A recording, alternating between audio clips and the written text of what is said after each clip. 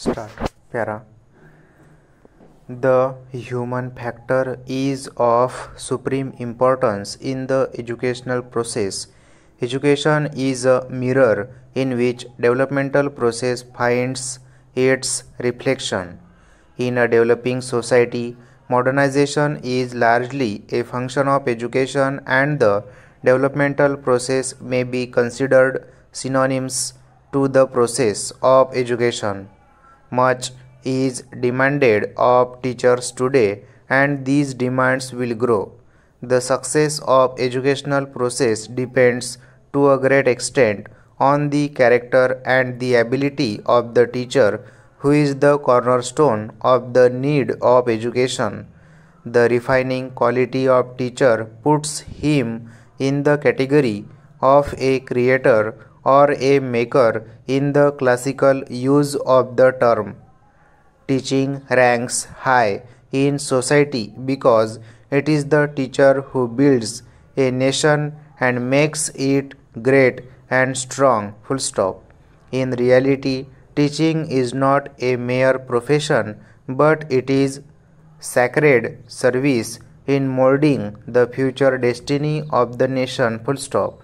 Therefore, society should pay due respect to this profession and make the teacher self-sufficient, because economic self-sufficiency is a great source of satisfaction, self-respect, mental freedom, and moral strength. Full stop. A satisfied person spreads satisfaction in society and is thus conducive to the successful working of democracy. Full stop.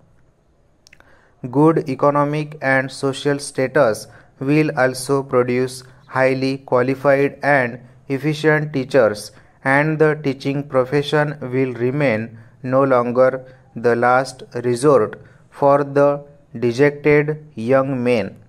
The personality of a teacher is one of the most important items that affect education and growth of a child. Teacher's attitude towards his job molds his personality and hence determines the zeal with which he would take up his work. If he takes teaching as a dull work, he will not find satisfaction in it, which in turn shall affect his personality. If he thinks that he has adopted teaching as a career simply because he was unable to find place in any other field in life, he would continue teaching towards his work affects his personality, but the very work he does and its results shall bear the stamp of his attitude.